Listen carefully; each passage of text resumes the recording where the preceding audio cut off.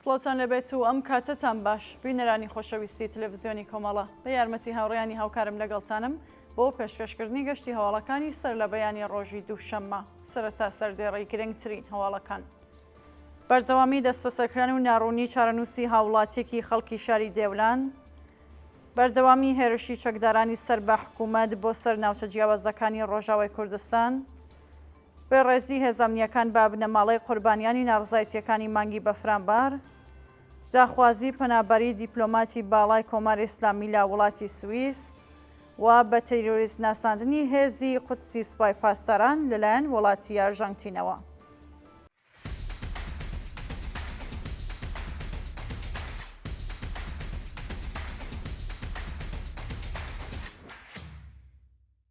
بەردەوامی دەستبەسەرکردن و ناڕوونی چارەنووسی هاوڵاتیەکی خەڵکی شاری دێولان.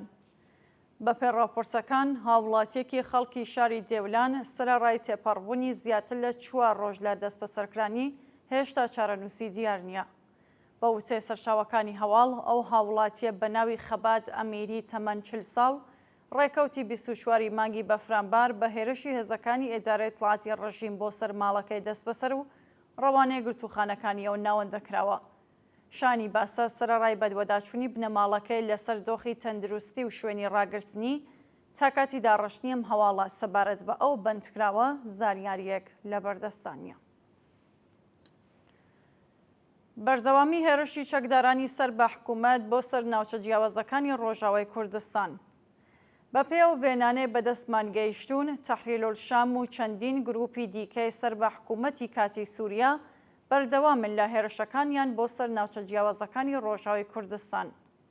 بەپێ راپۆرتی ناوەندی ڕاگەیاندنی هێزەکانی سووریای دموکراتیک، چەکدارانی سەر بە حکوومەتی کاتی سووریا هێرشیان بۆ سەر شاری ڕەقا، بەنداوی تەشرین، تەبقا، دێرحافر و چەندین ناوچەی دیکەی باکوور و ڕۆژهەڵاتی سووریا بەرفراوانتر کردووەتەوە و بۆ هۆیەوە ئیدارەی خۆسەری ڕۆژاوی کوردستان ڕایگەیاندووەکە بۆ پاراستنی هەموو دەستکەوتەکانیان پێویستە هەموو تاکێکی کۆمەڵگا چەک هەڵگرێت.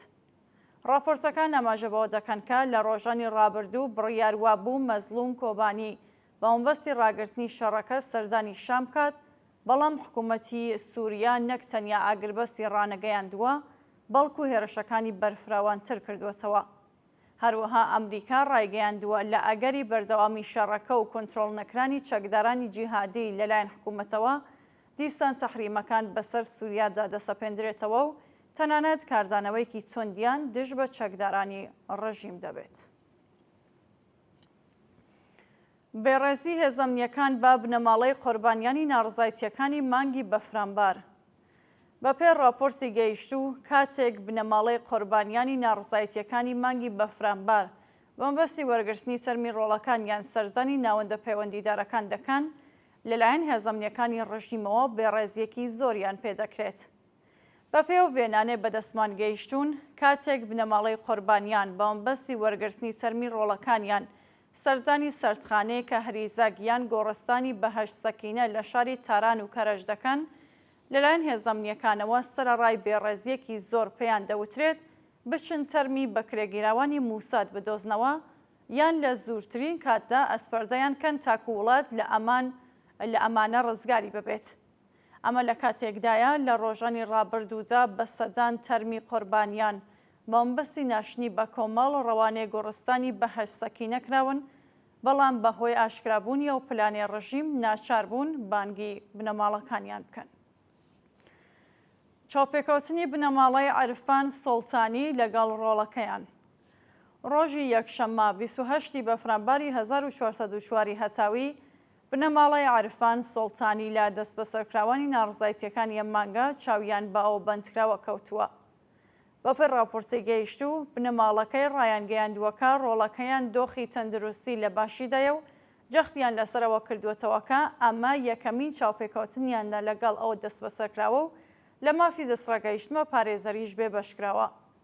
شانی باسا لە ڕۆژانی ڕابردوودا و هاوڵاتیە لەلایەن ڕژیمی کۆماری ئیسلامیەوە بە تۆمەتی شۆڕشی چەکداری دژ بە ڕژیم دەستبەسەر و ڕێکخراوەکانی مافی مرۆڤ هۆشداریان دابوو کە مەترسی لە سێدارەزانی لە ئارادایە. دەست بەسەرکردنی دوو چالاکی مەدەنی لۆڕ لەلایەن هێزە ئەمنیەکانەوە. لە ڕۆژانی ڕابردوودا دوو چالاکی مەدەنی لۆڕ لەلایەن هێزە ئەمنیەکانی ڕژیمەوە دەست بەسەر و هێشتا چارەنووسیان دیار نییە. بەپێی راپۆرسەکان ئەو دوو هاوڵاتیە بەناوەکانی ئەفسوون عەلی مورادیان و وەفا ساڵحی بە هێرشی هێزەکانی ئیسلاحاتی سوپای پاسداران بۆ سەر ماڵەکەیان بە توندوتیژیەوە دەست بەسەر و ڕەوانەیە گرتوخانەکانیەوە ناوەندەکراون. شانی باسا ئەو دوو بەندکراوە لە ساڵانی پێشوودا چەندان جار لەلایەن ناوەندە ئەمنیەکانی ڕژیمەوە دەست بەسەر و لێپرسینەوەیان لێکراوە. داخوازی پەنابەری دیپلۆماتی باڵای کۆماری ئیسلامی لە وڵاتی سویس. بەپێی هەواڵی گەیشتوو عەلیڕێزا جەیرانی حۆگئاباد لە شاری ژنێڤ سەر بە وڵاتی سوئێد داوای پەنابەری لە ئەو وڵاتە کردووە. راپۆرتەکان ئاماژە بەوە دەکەن کە ئەم دیپلۆماتیای کۆماری ئیسلامی کە نوێنەری ڕژیم لە چەندین ناوەندی و ڕێکخراوی نێودەوڵەتیدا بووە بەهۆی ترسی لە گەڕانەوەی بۆ ئێران و هەروەها گرژی و ئاڵۆزیەکانی ناوچەکە بە ناچار پاشەوەی کە بنەماڵەکەی بانگ دەکات داوای پەناهەندگی سیاسی لە وڵاتی سویس دەکات.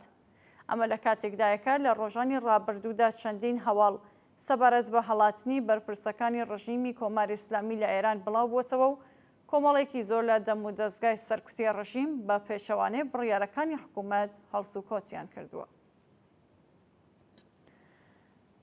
بە تیرۆریست ناساندنی هێزی قودسی سوپای پاسداران لەلایەن ئارژەنتینەوە. بەپێی راپۆرسەکان وڵاتی ئارژەنتین لە بڕیارێکی مێژوویدا هێزی قودسی سوپای پاسدارانی خستووەتە نێو لیستی تیرۆریە وڵاتەوە.